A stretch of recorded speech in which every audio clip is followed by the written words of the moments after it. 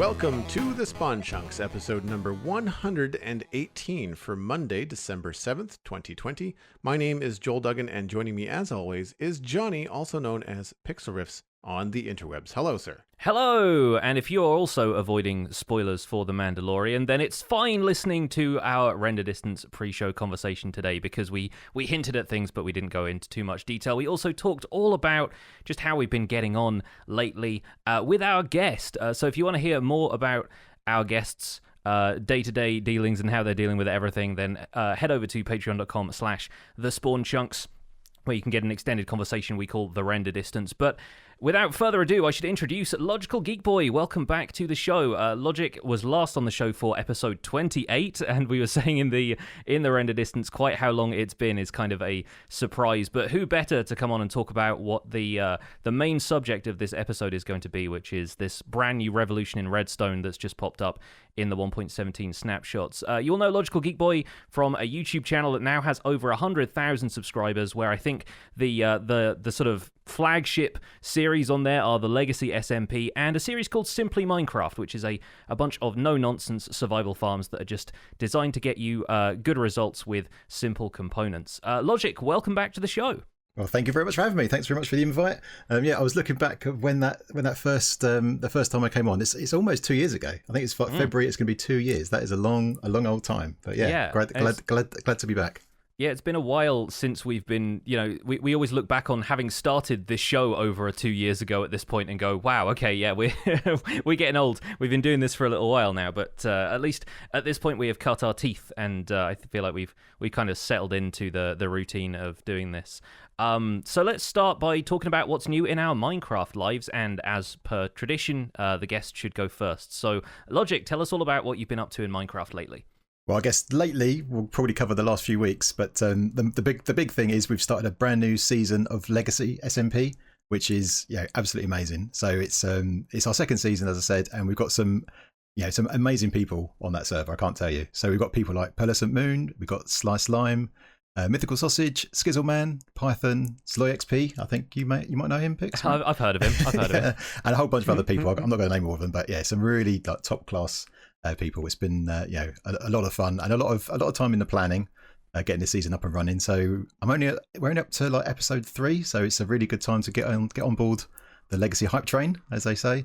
Mm-hmm. And yeah, we've got some brand new stuff as well. We've got like voting, so viewers can vote on what happens on the server. We've got a new website with an interactive map, so you can see the world as we build, like a 3D map. You can zoom in and tilt and move around the map and look at all the dimensions. We've got some special advancements and advancement tracking. So the website's connected to the server, so you can see all the advancements we're getting. We've got this special advancement pack with over 800 advancements. So there's a leaderboard who's the best at getting them. So yeah, just basically Legacy has been the big kind of work. And then obviously the last few episodes I've been building farms, as you would expect. So I've got Iron Farm and a Hoglin Farm, the last 2 things I've done. But yeah, it's been absolutely brilliant. The people on there are just fantastic. So yeah, having a good old time on the Legacy server. I'm impressed that you're on episode 3 and you're already talking about Iron Farms and Hoglin Farms. You guys really waste no time. But yeah, well, one of the good things about this season, so we're trying to do things a bit differently. So what we're doing here is we're doing it where we're all going to share resources.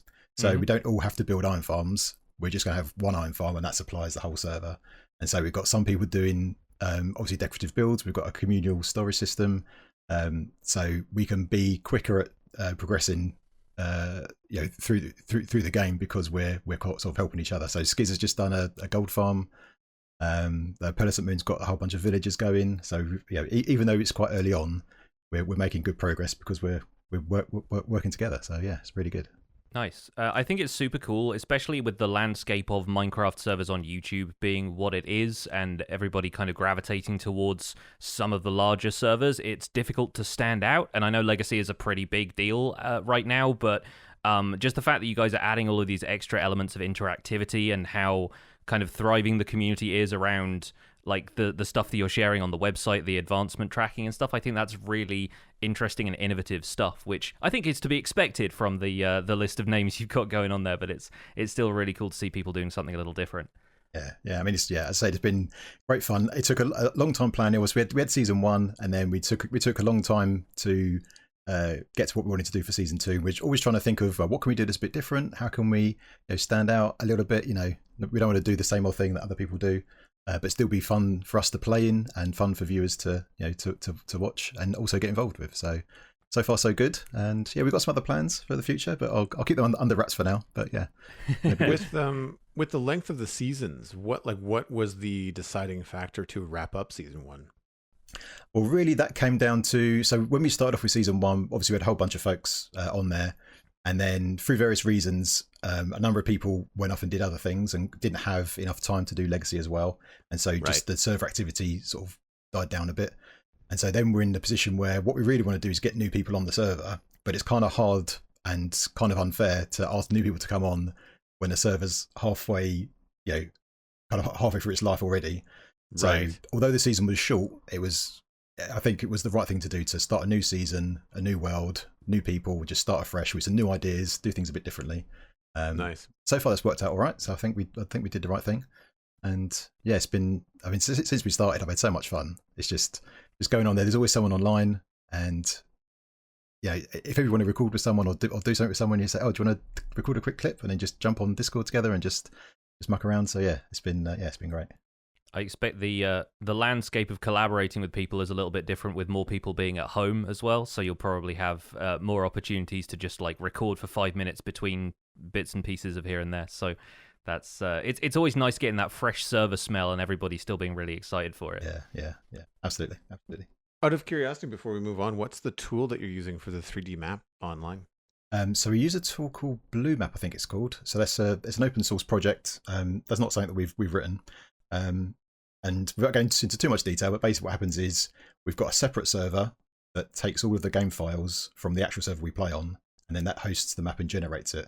So it doesn't impact our gameplay at all. So we've got a little bit of tech behind the scenes that make it all smooth and doesn't affect gameplay. But so basically, if you go to the website, that map updates every 30 minutes. So it kind of regenerates, so you can see in real time, roughly, pretty much real time within 30 minutes of what is actually happening on the server. So there's a fan Discord, actually, links are on the website, but they've got a channel called, I can't remember what it's called, I think it's map finding or map hunting, and they've just got a channel where they're looking around the map looking for things and sort of pointing out, I wonder what this is, and it's actually really generating some interest.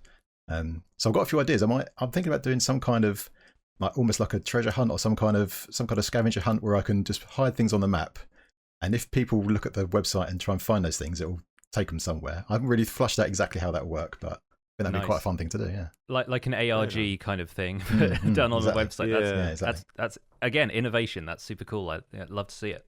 And you say real time, and that's I know you kind of scoffed at that a little bit, but really, what can you get done in Minecraft in a half an hour?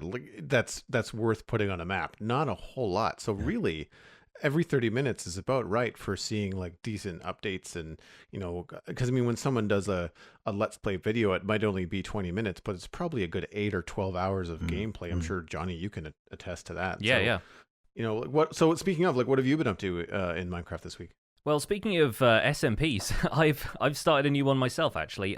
So this came down to on the St. Jude live stream where I was raising money over a few hours, and I had milestones set for a certain amount of money we would raise. One of the things I promised I would do was a bonus stream where we played hardcore Minecraft, because a lot of people are asking me to do it all the time, but I don't put the survival guide world in hardcore, and I don't think it's really very easy to put an existing world in hardcore. You kind of have to start it as a hardcore world.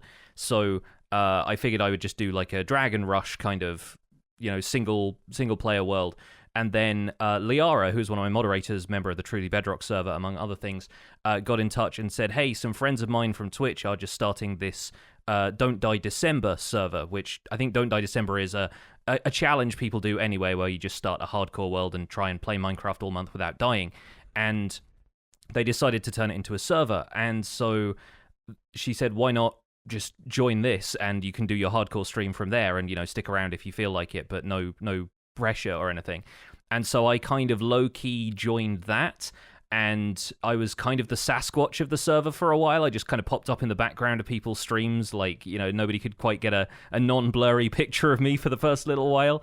But then I ended up doing a stream from it the other day, and I've just been playing on and off for the last week, and it's been a lot of fun. It's been nice being on a multiplayer server again, and it's only going to be for the duration of this month, and then the group is going to maybe pick it up again in like May or sometime when 1.16 is kind of in the doldrums. We're waiting for 1.17, and everyone's just kind of looking for something to do to bide their time.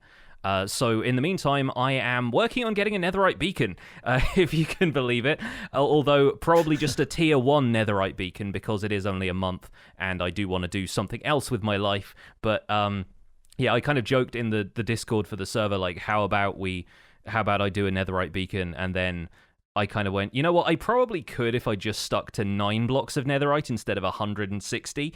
So yeah, I'm doing that. I'm doing a little bit of netherite mining. People are already helping me gather TNT. I've done a bunch of manual mining already. We have 4 blocks of it done. And yeah, there's just been like in-jokes and stuff all around, which has been super fun and super cool to participate in that. 3 of the members of the server have already died. And in various ways. I think a couple of them ended up getting killed in a raid, and then one of them had a creeper drop on them in a ravine. But outside of that, it seems like most of the rest of us have kind of got pretty well geared up. We're probably going to do a dragon fight relatively soon, and it all seems to be going okay.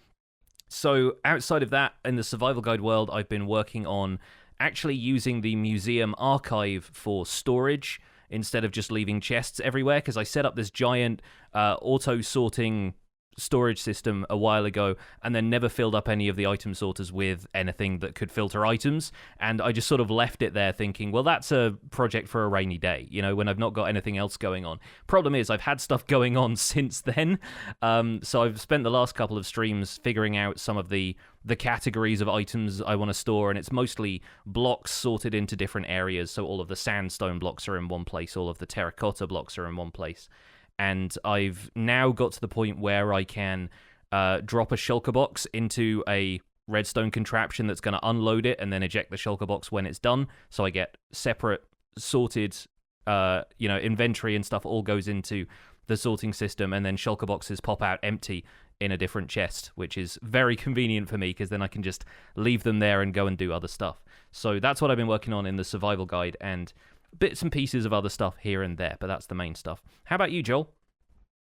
I have been single-minded over the last weekend. I wanted to move down the medieval realm and start the gate, the front of the town where the farms that I've been working on are kind of like out in front of, because I was thinking about like how I want to add more farms and more buildings, and I thought, well, I kind of need to know where to stop. Like I need to know how to divide the area. So I knew about where I wanted the gate to be, and I ended up finding a really cool piece of art from an artist by the name of Mule Kim on ArtStation. That's just kind of like it's like a fort. It's kind of like a fortified gate, but it's not like a castle gate. It's not something that looks that aggressive. It's got like house stuff attached to it, and there's a gatehouse and a cool funky shaped roof, and it was different. I hadn't seen anything like it in Minecraft before.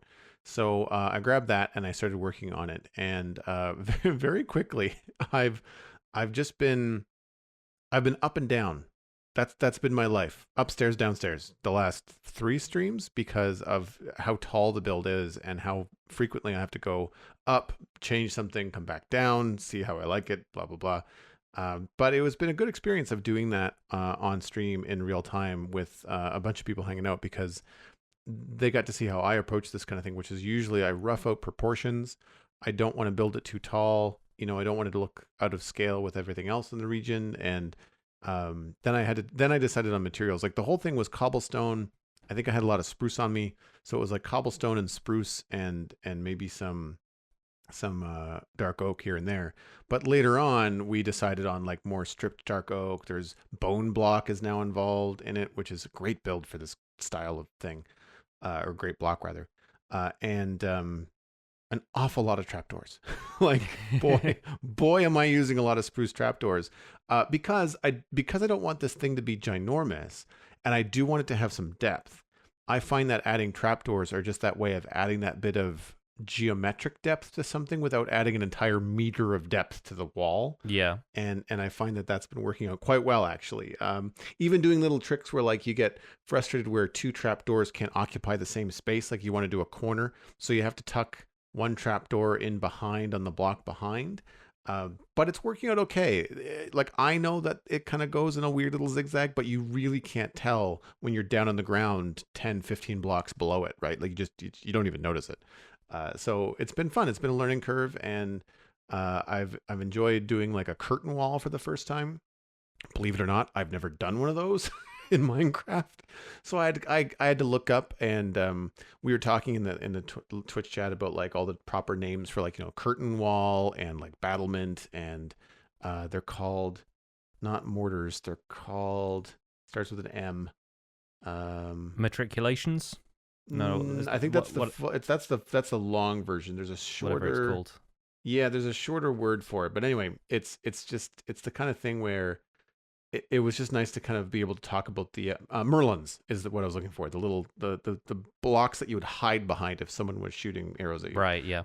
Like, just knowing all that kind of stuff and refreshing my memory. I used to know this when I was 14, but I long since forgot all of this. So it's been really cool to go back and like make block selections. And I'm trying to go as simple as I can with stuff like a big curtain wall that has to go all the way around the town. I think you probably ran into this with your castle, I think, on the survival guide, Jonny, is that, like, you don't want to do the entire thing textured from top to bottom, because it would just take forever. So I'm going with like little bits here and there, changing the texture from andesite to stone, but mostly it's just a flat stone wall, and it works. It's not something that you're going to be looking at every detail, and it's something you're going to look at and go, wow, that's a really big wall, and you're going to keep on going, right? Mm-hmm. So, but it's been fun. I'm enjoying it quite a bit. That's cool. I really like the look of the art that you're taking the inspiration from, and it seems like you've got quite a faithful recreation, whilst also working with the types of materials that you've got easy access to and the stuff that you feel like works for your vision of the world. But yeah, and we've recommended this before, but I can't recommend highly enough if you're looking for a build project but you're kind of stuck on where to start or what the look of things should be. Like, go and find some concept art, because there are some brilliant artists out there who produce stuff that actually translates super well to Minecraft. In particular, anything for mobile games, because those models, those concepts have to be a little bit bloated. Like, they kind of have to be kind of fat and cartoony, and I find that those translate a little bit faster. This isn't, but I've bookmarked a lot recently that are, and I think that they'll be a lot easier to translate. Moving on into the news, we've got a new snapshot this week to talk about. Minecraft Java Edition Snapshot 20W49A. And that includes Skulk Sensors. Introducing the bizarre, tendril-filled world of Skulk. Prepare for Skulk Sensors to creep you out with their unique ability to detect vibrations nearby. A vibration is anything that causes physical motion. If you're careful, there are some motions that are undetectable to sensors by sneaking. Skulk Sensors will not listen to vibrations that are directly created by other Skulk sources. When a vibration is detected, a signal is sent from the source location to the sensor at a speed of 1 game tick per block. Other vibrations cannot be detected by a sensor when a signal is already traveling to it. When the signal has arrived, the sensor will be activated for 40 game ticks, or approximately 2 seconds. While activated, the sensor cannot detect other vibrations. The sensor also emits light when it's activated. Skulk sensors can detect vibrations in an 8-block radius around the sensor. The efficient tool to mine a Skulk sensor is the hoe, and they can also be waterlogged. With regards to Redstone Interaction, Skulk sensors emit a redstone signal when they are activated. The strength of the redstone signal is inversely proportional to the distance the vibration signal traveled. In layman terms, it emits a higher signal the closer that you get to it. The output is also scaled based on the Skulk sensor's radius, so it can reach a max redstone signal strength when the vibration is 0 distance away, directly on top of the sensor. Skulk sensors have a unique interaction with comparators. Each vibration in the game falls under a certain frequency value. This value can be measured with a comparator. With the right contraption, this allows you to detect when certain actions have occurred nearby, such as footsteps, swinging, blocks being placed or broken, tamed wolves shaking off water, etc. You can see the full list of vibrations at the Minecraft.net article, which we'll have linked in the show notes. The Skulk sensor also brings with it a mechanic called wool occlusion, where wool has a special interaction with Skulk sensors. If a wool block is in the way of a source of vibrations, the sensor will not be able to detect it. Beyond that, this snapshot also introduces dripstone caves as a biome. We had dripstone blocks and pointed dripstone in the previous snapshot, but this lets us take a look at what dripstone generation would be like, although not in the upcoming cave generation that we're going to be seeing in 1.17. As the changelog says, this biome doesn't generate naturally yet, since it's designed for upcoming larger caves. However, if you want to see the biome in the current caves, you can create a single biome custom world with dripstone caves. This contains plenty of pointed dripstone on the floors, ceilings, and in small pools of water. And in some places you'll find larger stalagmites, stalactites, and columns built from dripstone blocks. I recommend looking at this in a ravine, by the way, for the full effect of what they mean. As far as technical changes in this snapshot, a new game event system has been implemented to support Skulk Sensors detecting vibrations. This adds occlude vibration signals block tag, and anything in this tag will occlude vibrations and inherits the wool tag entries by default. So you could, in theory, program custom blocks to operate the same way wool does. There are new particle types for the vibration and dust color transition, and perhaps one of the standout features of the technical changes, world height related values are now exposed for customized worlds, and they have removed the max build height server setting. We'll get onto what exactly that entails in a moment, but also a quick reminder for you. Minecraft Dungeons, Howling Peaks, and the Season Pass for the next 4 DLCs for Minecraft Dungeons is due to release Wednesday, December 9th. That is 2 days from the record date of this podcast. So if you're interested in getting a bit more Minecraft Dungeons action, you want to look ahead to the upcoming releases of the DLC for Minecraft Dungeons, make sure to check out that Season Pass when Howling Peaks launches in a couple of days' time. So we're obviously going to have a lot to say about Skulk Sensors, which I think we're probably going to relegate most of that to our main discussion this week. But I'm curious, Logic, now that we've had a couple weeks of dripstone, have you had much of a chance to mess around with it? What do you think? Not played too much around with the dripstone, but anything where it's got potential for farming, I'm always interested. So, when mobs fall on top of the dripstone, they obviously take damage. You can drop it on top of mobs, and they take damage as well. So there's probably some avenues there that I'll be exploring a bit more detail a bit later on. But yeah, it certainly looks interesting. I think with the world generation at the moment, obviously when it comes out, we'll have bigger caves and things like that. But it still looks interesting in the normal size caves at the moment. So yeah, I'm looking forward to it.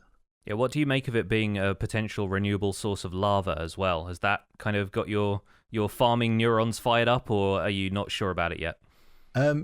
Yeah, I think that is going to be something interesting. It depends. Partly some of this stuff, it depends how long it takes to actually do it, because like how often do you need lava?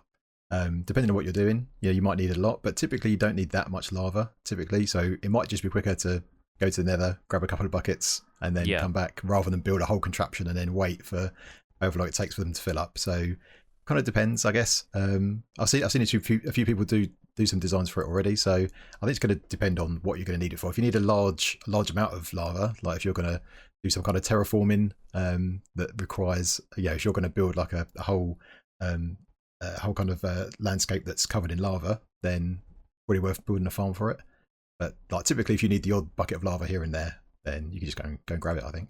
Yeah, we were talking last week about how lava is one of those things that it's not, it's not renewable, but it is abundant. Mm-hmm. It's kind of like dirt in the way you don't necessarily need to farm dirt in a vanilla world, but maybe that's the kind of thing that will add value to stuff like Skyblock playthroughs, for example. If you can generate lava as soon as you get dripstone, then that's potentially a good way of doing it. But then where do you find dripstone in Skyblock when there are no caves? So like fun mechanics to work with there. I think as far as the Skulk Sensor stuff goes, we're definitely going to keep that for the main discussion. But first impressions, maybe on the design front, we've seen a couple of minor changes from what we saw of them at Minecraft Live. I think they don't react in quite the same way they did at Minecraft Live. There's a couple of animation changes, and the kind of waving animation that they had naturally, sort of like kelp plants, has gone away, I think for performance reasons. But like as far as bioluminescence, light sources, I think it's a pretty cool look, especially if we see stuff like the glow squid exhibiting a similar behavior. It could be a nice kind of thematic tie-in. And imagining going down into the deep dark where we're presumably still going to find Skulk Sensors in the wild, and having them trigger and kind of light up the area around is going to be pretty atmospheric. What do you guys think? I think that the animation for me is a little bit distracting. Like I like that it changes when it's activated, but I feel like it's constantly moving above ground like kelp does. Like I don't know if it might be just because a lot of times what I've seen from people doing videos of it and me playing around with it myself, I only used one at a time, but a lot of the videos I saw, they were creating like platforms of it, like 60 by 60 fields of Skulk Sensors, which to me felt cool looking, but also like really distracting. And I'm not sure if it could be made to be like, I wonder if it only moved when it was active, if it would have a different effect. But I like the fact that it lights up. Like, I think that's really cool. I think the only thing that they didn't have clear in the notes was that the radius is spherical, and I think maybe they always mean spherical when they say radius, but I did notice when I was messing around with it that it's definitely spherical compared to like tubular, I guess. Yeah, it's not like a cylindrical kind of thing. It's cylindrical. Yeah. Thank you. Yes. Yeah. There's also still no sign of the rest of the Skulk family of blocks. I figure the sensors alone are. I wrote sensory overload and immediately thought, well, that's the show title this week. So yeah, I think there's maybe they haven't introduced the rest of the Skulk blocks yet because they're either not sure how they behave or they just want people to get used to these and give feedback on these first, and then maybe we'll see the rest of the Skulk family start to creep in.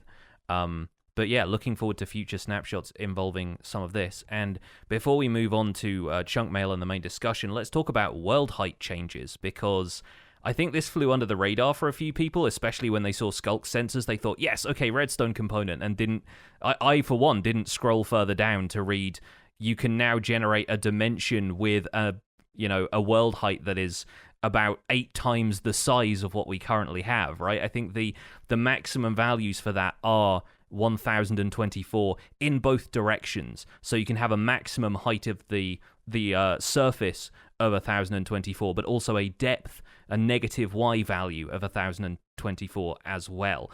And good luck having a PC that can do that, because most of the people I've seen discussing it said I stopped at 512 because my PC was probably going to melt if it tried to render anything else. So obviously people are excited about this, but I think we need to consider the technical implications, right? People are thinking, yeah, Minecraft can just have infinitely tall terrain now, but of course that depends a lot on how they're going to handle changes like this on weaker devices specifically. Like, is Mojang going to have to render terrain in larger regions or switch to spherical chunk rendering like the Cubic Chunks mod uses? And beyond that, we're going to have to think about things like how ore distribution changes if the world is deeper, where does bedrock go to, and what that means for stuff like mob spawning and mechanics that require player radius or perhaps, a good distance from terrain to get different kind of spawning rates for farms and things like that. Logic, what are your thoughts on world height changes? Yeah, I mean, I think anything where it gives us control over it. I think like when we had, when they started to introduce like data packs and things like that, where lots of things are then configuration based rather than sort of baked into the game. I think anything like that gives us control of that stuff is great. I think all the questions you put out there are really good questions, and I think we have to wait and see how those things get answered. But I wonder whether some of this stuff is around giving us more space for bigger cave generation, that kind of thing. So that we don't have that much space like underground, really, I suppose, for if you want really like big and expansive caves. And also I was thinking about the deep dark. Where is that going to be? Maybe that's below zero, maybe. I mean, who knows? I think it's going to be interesting how that pans out. Yeah, we've talked on this show before about what if there were holes in the bedrock, and the deep dark actually involves trying to find those gaps where you can actually break through the bedrock into something else. It seems like a pretty fun thing. But yeah, since the Minecraft live video showed players exploring an environment that was clearly taller than your average cave, it seemed quite likely that they were going to start implementing stuff like this, but I was concerned that maybe it was going to be in a customized world. They'd kind of mocked it up, and then we were still going to be stuck with terrain that, tops out at, 60, 70, on the y-axis. And it seems like they are at least toying with the idea and seeing how people handle it, but it's a kind of soft launch for that kind of thing. Maybe just introducing this in a snapshot and seeing if people can find some fun stuff to do in custom worlds in the meantime. Yeah, I guess as well, it kind of lends into the whole mountains as well, because obviously we've got the mountains coming too. So, it means we can have massive mountains. Maybe if you've got a PC that can handle it, you can say you want higher mountains and deeper caves, and you can get it. Yeah, it's all very well having a mountain that tops out at Y230, but then if you've only got 26 blocks to build on top of that, you can't really do a whole lot. I was wondering, when we were talking about this earlier in the year and contemplating what a world height change might mean, I was thinking like, well, if they upped the sea level or if they changed something dramatic like that by about 20 blocks, like it wouldn't be the end of the world. I've certainly got weird chunk borders in my nether right now because of not updating updating chunks, but not updating and refreshing the world. We've been using the same seed on the sizzle for 3.5 years now. But when I see numbers like 1024 in either direction, depending on what they can achieve, depending on what decisions are made, that has me a little concerned for the Citadel, for anyone out there that has big forever worlds, where they have invested a lot of time, and the idea of starting over is just not really in their wheelhouse. And I hope that there's a way for those players to continue on and get the new features of 117 and not have there be skyscraper like, world chunk borders.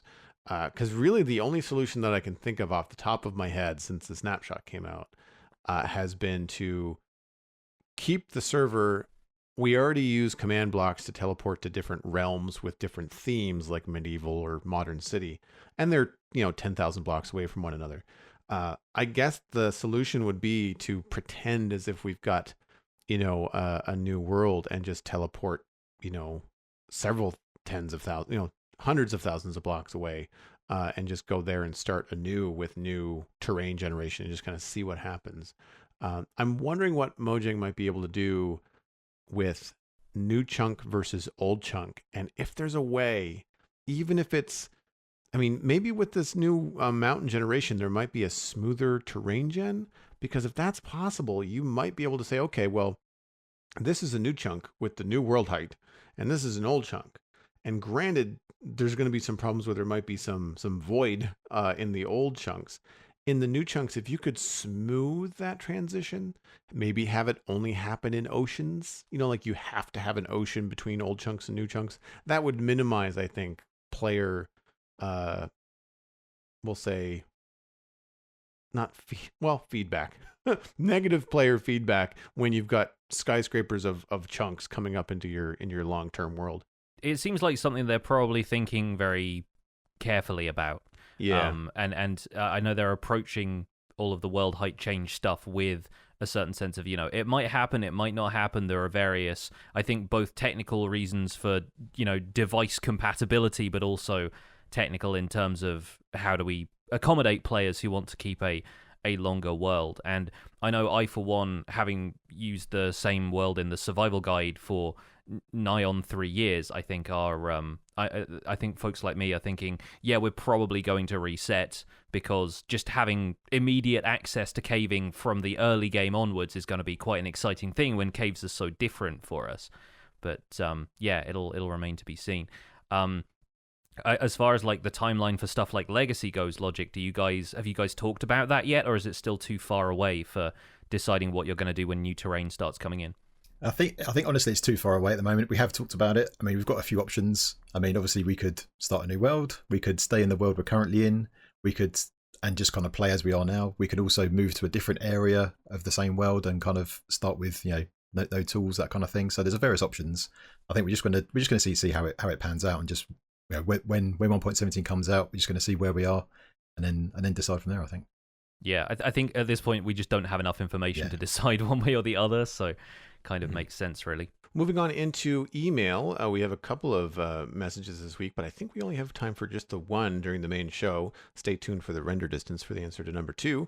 John, you want to grab this one? Yes, we're going to have this one email from Polbo Baggins. It's a great name. He's a landscape artist member of our Discord. Thanks so much for the email, Polbo. This one is the subject is a possible copper solution. It says, hey guys, I had an idea for how to automate copper. If you went very far away from an area where you might be, you could set up a chunk loader that would load an area where you placed copper down. You could then have an observer that will shut the chunk loader off once the copper reaches a certain stage, and then you could come back to wax the copper. I became a landscape artist supporter on Patreon recently, have really enjoyed the community. Don't get oxidized, Paulboy Baggins.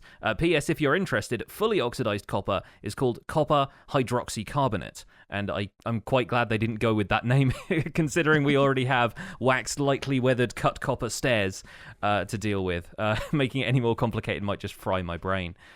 So I guess, technical guest on the show, may as well ask you right away, Logic. Do you have any ideas for solutions for farming the oxidation stages of copper? Because we've seen a lot of people talk about how difficult it's going to be to remember to come back 50 Minecraft days later and find out if your copper is oxidized or not. Yeah, so I actually had to double check the kind of mechanics of this. So it looks like you don't need to have a player nearby, so it doesn't rely on random ticks. So you just need the chunks loaded for the oxidation stages to happen.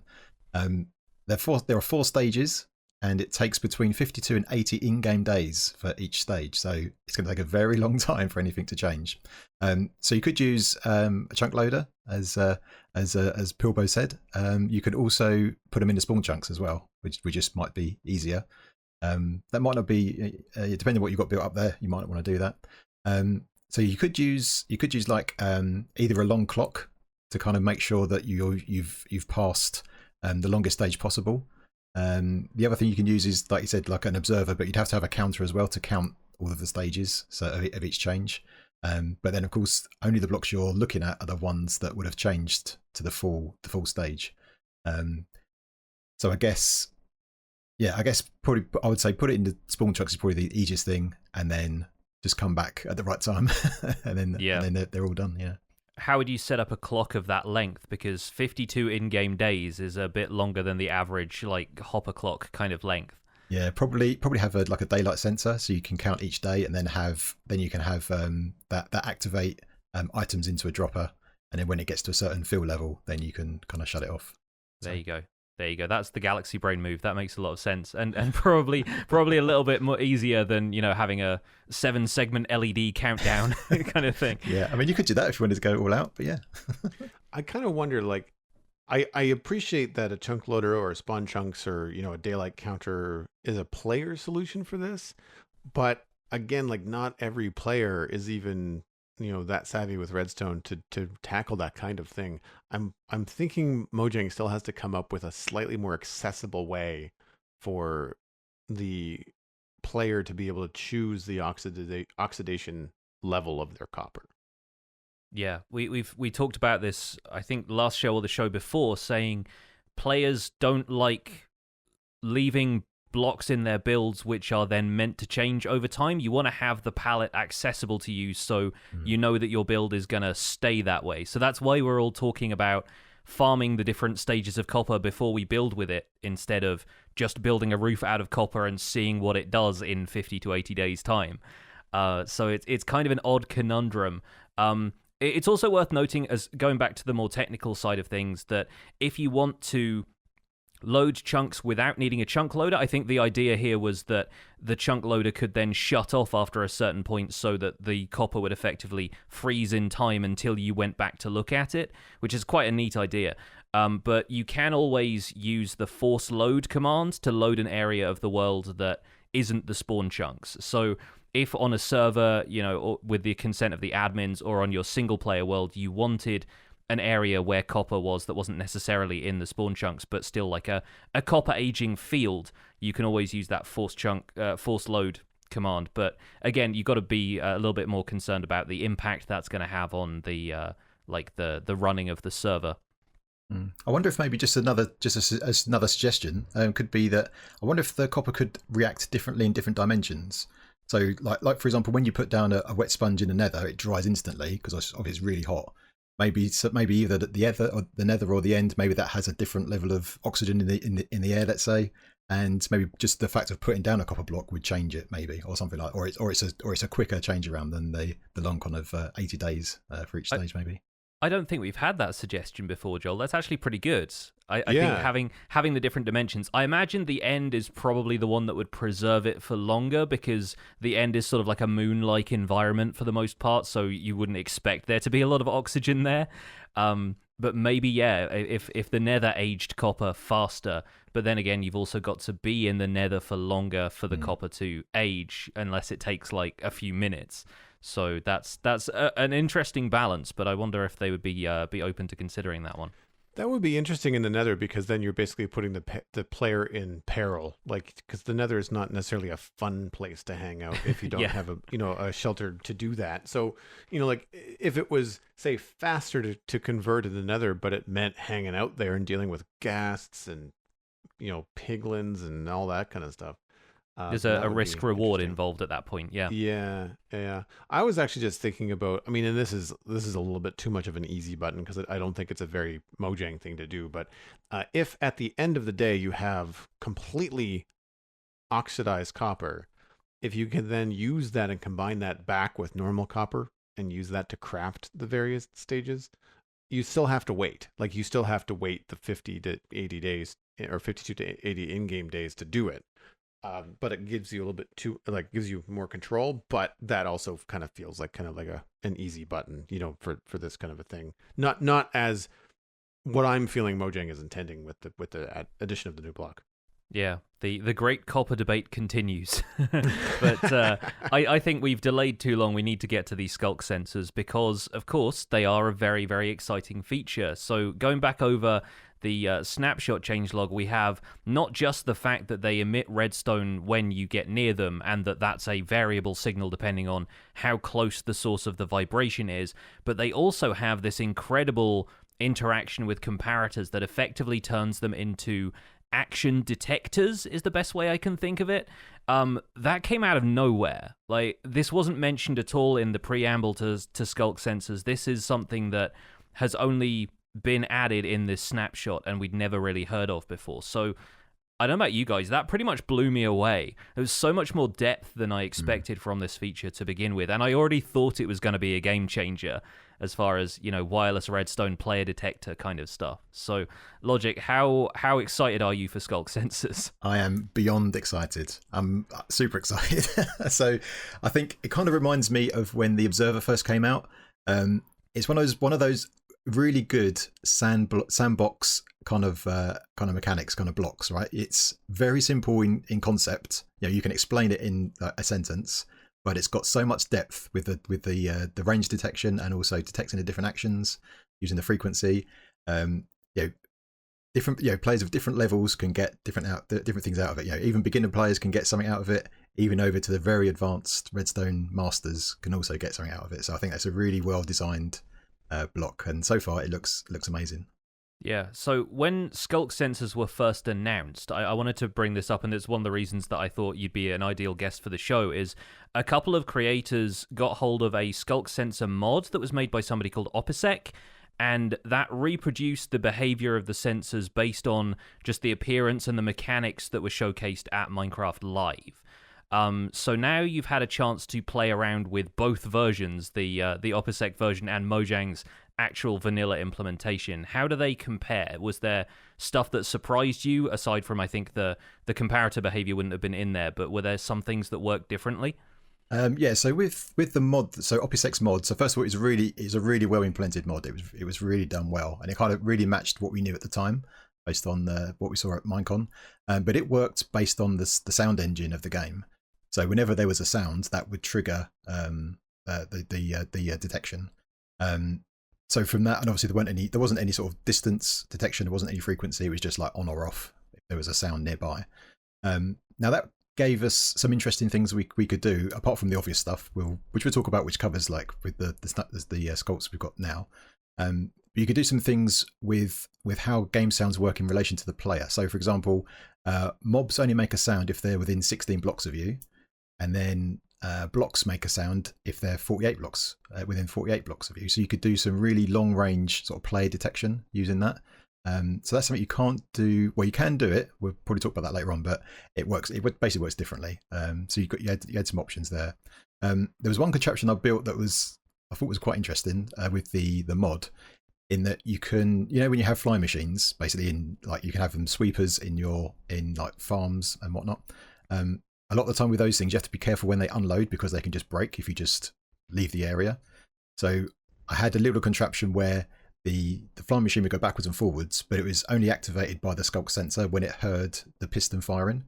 Now, when you moved away from it, once you got to 48 blocks away, the piston no longer made any sound, and so it would automatically stop just when you moved away. So you wouldn't even need to remember to turn it on or off. It would automatically do that.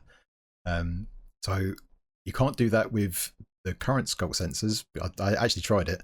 They basically always work as long as they're loaded. So there's no range if the player's nearby or not. So that's like a difference. So there's definitely some differences. But that mod that we tried out, I think I did a video on it. Mumbo did one or two as well. It was a really good way to kind of get an idea of it. But now we've got the real thing. Yeah, I'm super excited to really get stuck into it. Yeah, and I kind of based my initial look at Skulk Sensors when I got them in the snapshot on your mod showcase, and so I was really surprised putting a pig down next to the thing and then it grunts and nothing happens, and you only start to see mob behavior affecting Skulk Sensors when they move around, and it's picking up the vibrations of the footfall of the mob. And I find it kind of weird that sounds and vibrations are treated differently, because sounds are vibrations, and this is like the audio engineer in me coming back out and saying like, hang on a minute, guys, like we're talking much more like motion detection than we are audio detection here, despite the fact that they are effectively the same thing. But you can maybe give the argument that, it's feeling the vibrations of the sound through the earth around it until you get like a floating button on a block and it's detecting the position of that as well. And it obviously they had to draw the line somewhere, otherwise like every horse whinny from 20 blocks away was gonna pick up or something. But I think it's an interesting distinction to make, and I think a good way to draw the line once everybody understands that that's the mechanic. And the range of stuff they can pick up with the comparator stuff is pretty wild. My brain immediately went to, first of all, traps on multiplayer servers becoming incredibly difficult to avoid. And I think a lot of people are going to use these for traps because they're such an easy way of somebody gets close to it, redstone signal, TNT goes off, or, piston pit, you fall in lava kind of thing. But I think there's so much more potential for things like minigames with this, and not just, parkour minigames, you get too close to it, it retracts a block and you fall. There's going to be, more interesting implementations of it. If a block can detect whether you're firing a bow or using a fishing rod, and it knows the difference between those two, then that's really interesting to me. Yeah, I think it's got really, especially for minigames. You say minigames, I was thinking about that as well. There's so much potential you could do with that. So one thing you can do as well, if you use 3 Skulk sensors, you can triangulate. You can use all 3 to triangulate the exact block that a vibration originates from. So, and then in conjunction with the frequencies, you can then, and imagine that as part of a minigame, you can then detect a player doing pretty much an exact action on an exact block. So that really gives you some massive control for minigames. It's going to be brilliant. Without any of it being wired up with actual redstone wire as well. Yeah, so exactly. You can tell which button somebody presses in a room full of buttons, and the buttons aren't even connected to anything. Yeah, exactly. It's going to be wild. I'm raring to get on that train. But as well, the whole technical community, just imagine the kind of thing that they can come up with. It's going to be brilliant. Absolutely. Before we get too deep into that, Joel, what are your thoughts on Skulk Sensors so far? Have you had a chance to play around with them? I have. And speaking of things like minigames, which is where I wanted to lean with them as well, one of the things that I think would be really neat, because of how much time and how much care they've put into the new block sounds and the new game sounds and the latest updates in Minecraft, I think that it would be cool if, with regards to vibrations, and we already know that the Skulk sensor detects footsteps, if what you're walking on would make a difference. And I'm not saying every block has to be different, but we've got some pretty unique things like soul sand, bone block, the new amethyst blocks. They make very unique noises when you're standing on them. And I think it'd be really cool if you could use those to create a certain signal, I guess they call them frequencies, with the Skulk sensor. Because, again, just like minigame, like think hopscotch. where you've got to jump on only the blocks that keep you safe, and if you step on the wrong one, then that's the end of the game, or you get bonus points for doing this parkour course or running this particular race if you stay on the bone blocks. But if you don't, then you have to, you get less points or something, or more obstacles are put in your way.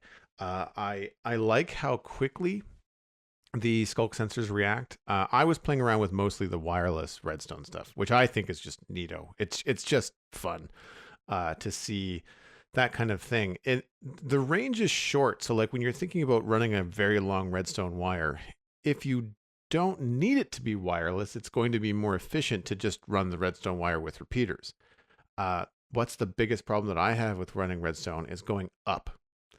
And if you don't care that it's going to make a little twaddle noise, then by just having the redstone flap a trapdoor and 7 blocks above that have a skulk sensor to send the redstone signal into something else or avoid an obstacle or whatever it is, it becomes a lot easier to fit redstone into more aesthetic builds without having to worry about like, oh, well, I have this giant 3x3 or this torch tower or whatever it is, and I have to encase it and hide it and try to tuck it into my build, especially if you're trying to tweak something that already exists.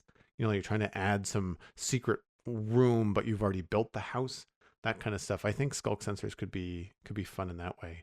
The other thing that I think kind of grabbed me was the wool dampening function. It's neat, and it's a little bit tricky right now because angles are kind of funny. They do kind of block sometimes, but not as often as you'd think. But I was watching one of Mumbo's videos where he created this wireless relay, and it was 3x1, and as long as you wanted to make it, and the signal would go down and come back. And because he put wool blocks between the Skulk Sensors vertically, they didn't set one another off and create any kind of clock loop.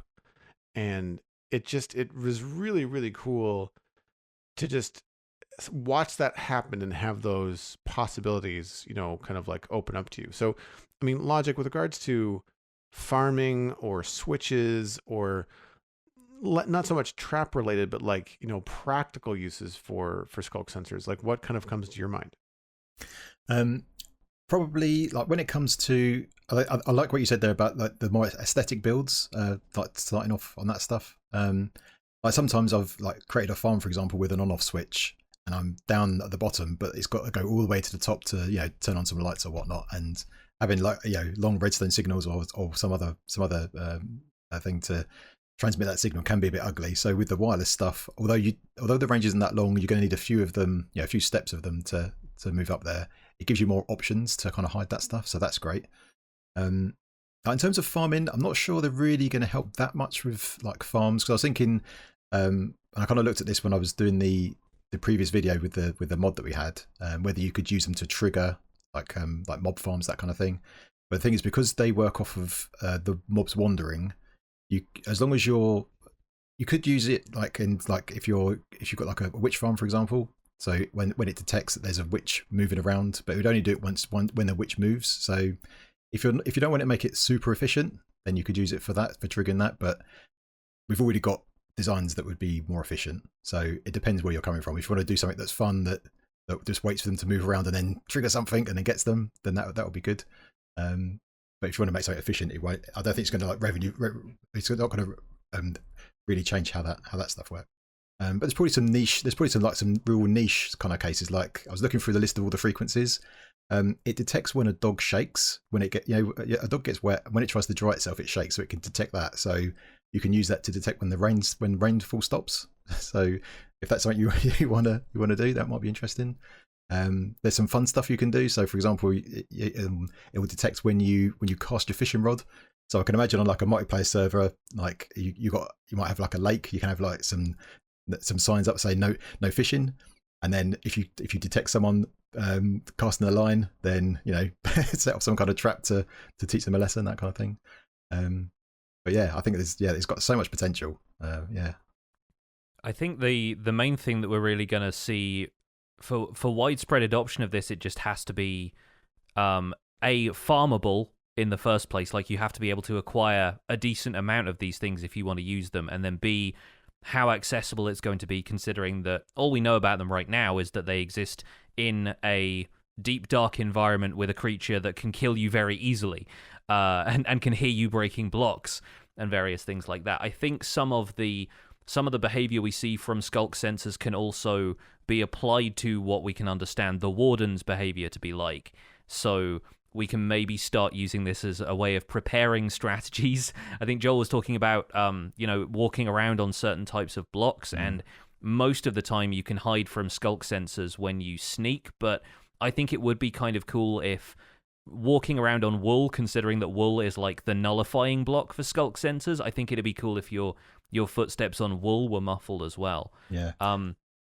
I was just going to say, I think that was something I was going to touch on, because there's a couple of like issues that I've found so far that I think maybe that's one of the possible solutions. So one of the issues, the main issue that I've found so far, is that even if you're sneaking, placing a block will trigger the Skulk Sensor. Now the face of it, that sounds okay, right? Because it's just one of the frequencies it detects. But the thing is, when you're building a contraption using a Skulk Sensor, imagine you put a Skulk Sensor down first, then you put down your comparator, it's going to trigger. Then you put down a bit of redstone, it's going to trigger. So that kind of reminds me of when observers first came out. When you place an observer, it also triggered. And if you didn't place the observers in the correct order, like especially if you've got like pistons, the pistons would end up dropping their blocks and stuff. So you'd end up breaking the thing again and rebuilding it again. So I think we need to have some kind of way of being able to build a contraption using a Skulk Sensor, but without it triggering. So obviously one option is to just put the Skulks in last once you've built everything else. But even so, like, think about it in survival. You're going to be standing on something. You're going to be dropping down. You're going to be breaking blocks to get it. Breaking your scaffolding to get away from the thing. So you've got a high chance at the moment of it being triggered without when you don't want it to be. So I think either if you're standing on the wall block, nothing. There's no frequencies should happen if you're standing on a wall block. So if you're placing blocks, that maybe can muffle the sound. Or maybe if you're wearing a piece of armor, like if you've got like some boots on that are made of leather, maybe anything you do there doesn't trigger any kind of vibrations. Just like that doesn't really work with the physics of the thing, but it's just something to give us some kind of control over that. I think that's the thing I think that could be frustrating. I don't know. What do you guys think about that? Joel? Yeah, I would say that the leather boot thing would be a good way to go, because players are not going to want to wear them. Like, there's a sacrifice there, right? Like, they're not as good as your netherite or diamond or even iron boots, and so there's a sacrifice there for that. They're also part of the Caves and Cliffs update in terms of how they deal with powdered snow, so there could be a crossover there. I like the idea because wool is already used for dampening the sound, and wool has a unique sound when it's placed. Wool and carpet, I think, are the only two things that make the sound when you put down the block, when you pick up the block, whatever it is. I'm wondering if all wool things could just not activate the Skulk Sensor. That way, if you did have a Skulk Sensor up in the air and you had to remove your scaffolding, if you just made like an 8-block single column out of wool, and then used your shears or whatever it is to mine that back up on your way back down, then you're good. You know that because you've used wool in this one very specific case, you're not going to set off the Skulk Sensor. And again, players are not going to walk around with a stack of wool, just in case. Yeah. People might end up doing that, and well, I think this is one of the things that I really enjoy about some of the new features recently is them providing new uses for old blocks. Like, wool is as old as time in Minecraft. Wool has been around since like pre-alpha, and so like the changes to campfires where they can now interact with bee nests, and like some rabbit hide now being useful for making bundles, I think adding this functionality to wool suddenly makes wool way more valuable than it was, and it was pretty valuable before as a building block, as a resource for beds, and all of that kind of stuff really starts to fold back into it in a way that still makes sense. I've not seen anybody argue that there should be a new block in the game that does this instead of wool, right? So I think it's a really neat way of making certain things relevant again and recontextualizing them in the game. So I have no real problem with that. But then, if if it comes along with player actions being interrupted. Like, from what I can tell playing around with these, when you place a wool block, it doesn't trigger the sensor. Yep. So that itself, the wool, muffles the sound around the sensor, but just placing a wool block does not make a noise. But then you've also got to be careful to sneak, and I don't know if breaking the wool block still triggers a noise, or how many of those different factors play into accidentally activating a contraption that you've made. Yeah, and I mean that could even go back into like a mini game. Like, imagine this giant maze with no walls of, wool, a wool track, and you just have to try to get through it as fast as you can. Run at full speed. There's nothing keeping you from falling off the wool, But the moment that you do, it'll trigger a sensor because you're on solid blocks. If the wool was muffling your footsteps and stuff. I was thinking too that, speaking of the sounds and dampening them, as cool as it is and as unique as it is, I think if I was having a lot of Skulk Sensors around my base, it would start to get a little irritating here, the little wobble every time you got near one. I think that might be a little bit annoying. But I'm only speaking from like guesswork. I haven't obviously spent, an afternoon in a base with a bunch of Skulk Sensors, but I'm wondering again, maybe placing the Skulk Sensor on a wool block would also mean that it would be silent. But I'm wondering if that then is a concern that Mojang has, because if they're going to be used for traps, if they're going to be used for player detection, if it's then a silent player detector, does it become overpowered? Like, having the player be able to hear that little wobble might indicate to them, like, either one, yay, I've done a good job of the mini game and that I've solved it, or two, I just triggered the thing and I have like a second to react. And then sometimes, in a PvP or a multiplayer server where that kind of behavior and play is encouraged, like that could mean the difference between, saving all of your items and not. And I feel like, while from an aesthetic standpoint, it would be nice to not have this weird little noise happen all the time. It works in maybe a sci-fi build, sort of. But yeah, I don't know about the noise happening all the time. It's the same reason why at like things like my Enderman farm and my storage system in my big swamp mine, the dropper that puts all of the items into the system is 15 blocks away from where I stand, because I don't want to hear the constant click of the dropper bringing things into the sorting system or sending the ender pearls on their way. As you're sitting there at the Enderman farm, the Endermen are loud enough. You can turn those down, So I'm wondering if there could be some more control given to the player over like the sound that it actually makes. I think you're also going to find situations in which these are very tricky to fit in around a lot of other stuff that can potentially make noise. You don't want to install some sort of carefully crafted Skulk Sensor powered detector when a random mob wandering by is going to set it off, or a dispenser or like pistons firing in your sugarcane farm is suddenly going to set this thing off from a different angle that you hadn't anticipated. And so I think keeping them with a shorter range is still good, but I wonder how many accidents are going to happen because of odd circumstances that the players can't necessarily control. Yeah, like my Happy Birthday Jonny fireworks display is triggered when Logic walks by too close to the Skulk Sensor. I wasn't anticipating someone to come up the alley from between the garbage cans, and like that, that tweaks it, right? Like that would be frustrating for sure. Surprise birthday, there you go. Before we wrap up our discussion here, I want to talk about the specific, like the long table, and there are about 30 different vibration frequencies that they've put in this table in the changelog that detail exactly which sounds and which actions, rather, because I've been told several times in strongly worded comments that these are not sounds, they are vibrations. Which of these look like they kind of stand out to you?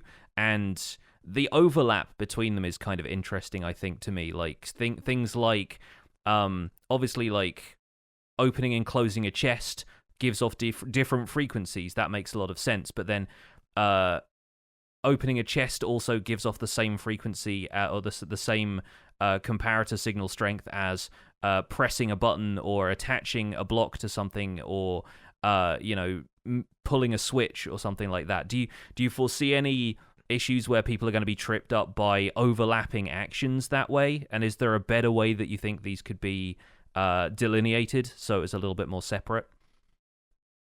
Logic, what do you think? Yeah, that's a good question. I've just got to looking for. I've got the list in front of me. I'm just kind of looking through the list. I think generally it looks quite good. I think there are a few signal strengths that seem to get overloaded. Like 10 and 11 seem to have a lot of numbers next to them, whereas like 1 and 2 and 3 and 4 and 5 only have one item, one type of frequency.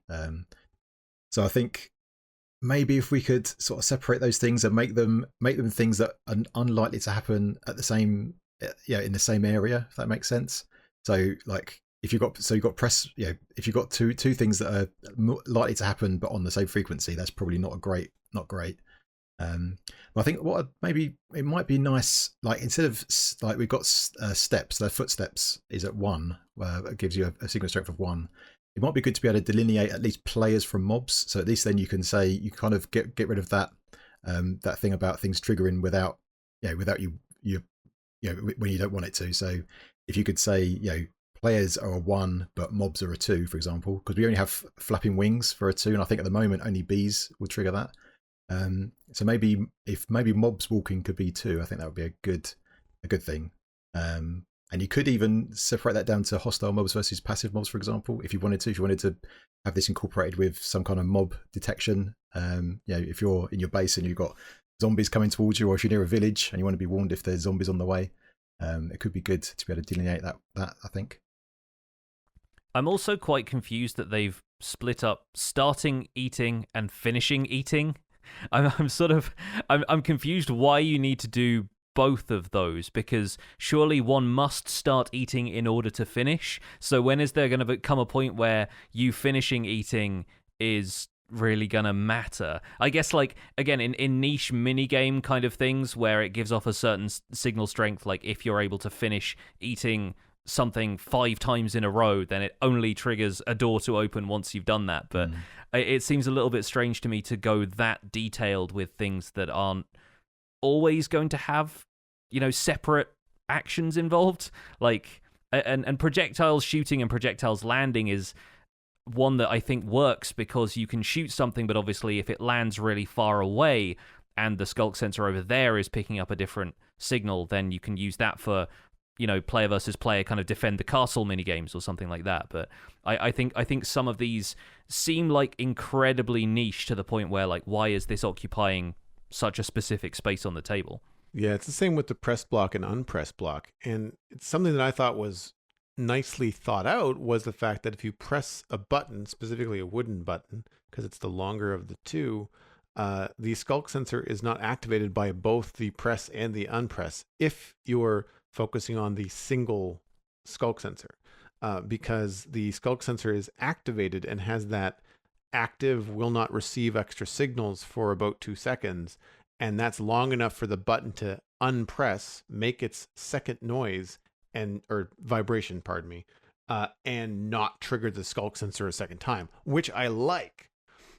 So then you have to be very specific if you want things to happen on the press or on the release of the button. And I've only ever heard of these in like very specific like video game controls, and I'm always just like, no, I want the press. Like I'm always on the press guy, when it comes to the control, that kind of stuff. So I agree that there's some overlap stuff. And also, I think, Logic, your idea of separating mobs from players is great, because as I was doing notes for the show this week, I was playing around in a snapshot world, and I had, obviously minimized it, and I was doing my own thing. And a pig kept on walking by the Skulk sensors that I had set up, just because, I wasn't being super careful with them. But I had to go and like mute Minecraft because they were just constantly going off both the trapdoors and the Skulk sensors.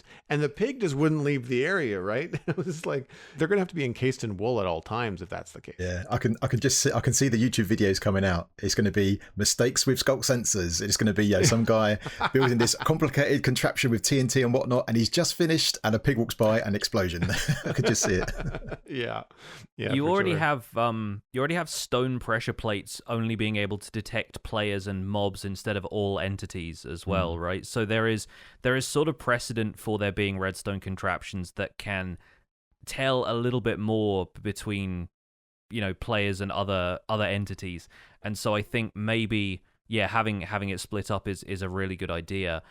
Is there anything else that you feel like is missing from this list? Because I can think of one example, which is the Jukebox. I would really like it to be able to detect when a music disc starts playing, which again is more kind of ambient sound than it is, vibration as such. So I can understand that it's sort of more like a sound effect playing in game, but it's pretty universal. It's not like players are going to be hearing different things when one player puts on a record in a multiplayer server. Anyone within a radius hears the same thing, and jukeboxes themselves have quite a large radius before you stop hearing the music.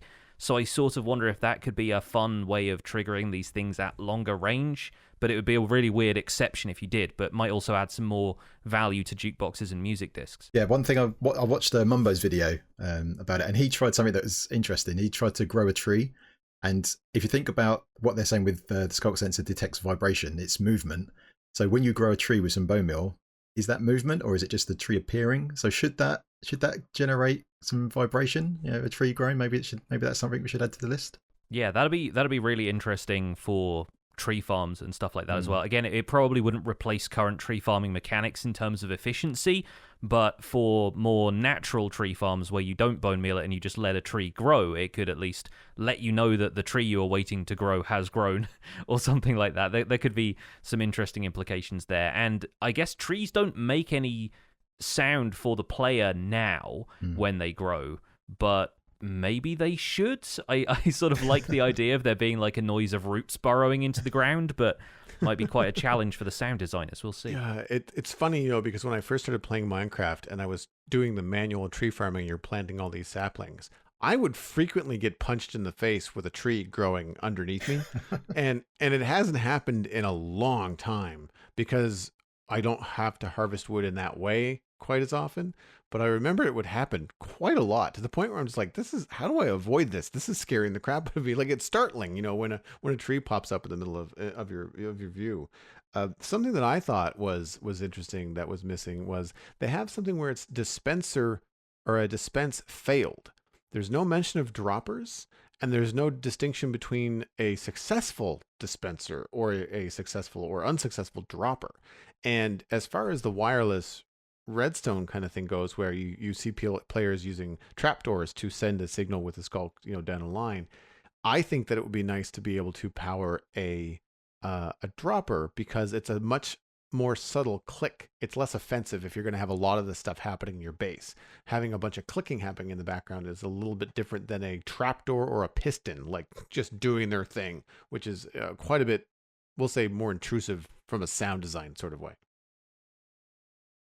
I think that seems like a good place to wrap up the discussion, but we've obviously got a lot that we're dealing with here, and I'm sure there are going to be a lot of people who are going to be very excited by Skulk Sensors. If you are one of those people, feel free to write into the show, because we'd love to get some feedback on these as a feature now that they are out there. And once again, we're going to be hearing another email from another listener in the Render Distance, the extended version of the show. But that's going to be it for this episode of The Spawn Chunks. Logic, it's been a pleasure having you back on the show. Where can people go if they want to see or hear more of you? Well, everything is under LogicalGeekBoy. So youtube.com/LogicalGeekBoy, Twitter.com and Twitch, all under the same name. And also, I'd encourage people to check out Legacy. So the Legacy website is legacysmp.com. Go over there, check out all the other members, check out some of their videos as well, and all the interactivity we've got there. Yeah, it's a real fun time. Marvel at the advancement leaderboards and cheer Logic on as he aims to be first. You can find more information about the Spawn Chunks podcast and links to some of the stuff we talked about today, and all of Logical Geek Boy's social links, of course, at thespawnchunks.com. The music for the show was composed by me, and the Spawn Chunks is proud as ever to be a listener-supported podcast. If you're getting some value out of the show, why not consider putting some value back in? You can visit patreon.com/thespawnchunks to join our community, where pledging at any level gets you an invite to our patrons-only Discord chat. Also gets us closer to our next milestone goal of a monthly Minecraft audio hangout, where you can hear vibrations from me and Joel talking about what we've been doing in Minecraft, and you can send a few back our way as well. We're currently at 218 patrons, which is breaking even from last week. Thank you, everybody, for sticking around. And special thanks to our content engineers, General Patton 82, Greener Canuck, Hunter 555, Jumbo Sale, and Yitz for your support on this episode. Sharing the podcast with your friends is the easiest way to support the show. You can find us at The Spun Chunks on Twitter and Instagram, but a personal recommendation is by far the best way to share the podcast. Just poke a friend in the arm from a safe distance and say, hey, you should listen to The Spun Chunks, and then tell them where they can go to listen. Where is that? You can subscribe for free on iTunes, Google Podcasts, Spotify, and YouTube, or really wherever you find your podcasts. You can email the show at spawnchunkmail@gmail.com. The RSS link is at thespawnchunks.com, and the patron-only RSS feed is on the Patreon page. That's where you can listen to the render distance, the extended version of the podcast. My name is Jonny, but online I go by Pixel Riffs. You can find most of what I do at youtube.com/pixelriffs, where I attempt to make sense of this crazy and wonderful game in a series called the Minecraft Survival Guide. I also stream 3 days a week on Twitch, doing behind-the-scenes work for the Survival Guide, and I'm also the voice of the unofficial Hermitcraft recap, which you can find through a quick YouTube search. Another quick plug, this week, the episode of the Live Feed podcast that I guested on was published. I talked to Chris and Graham over there about setting up your ideal streaming environment, not just the equipment involved, but the stream room itself and decorating and everything that helps you feel more creative. So you can check that out, Live Feed Podcast on Twitter or wherever you get your podcasts. Outside of that, I'm at PixelRiffs on both Twitter and Instagram. Joel, where can people find you online? Everything I'm doing online, including my illustration and design portfolio, is at joelduggan.com. You can find my other podcast, all about sci-fi and fantasy entertainment, at thecitadelcafe.com, or you can follow me on social media at Joel Duggan. I am very easy to find. And just like it says on the tin, Twitch is also Joel Duggan, and I am currently very deep into this Minecraft medieval world and enjoying it quite a lot. Thanks for visiting the Spawn Chunks. The world outside is infinite, and it's picking up good vibrations.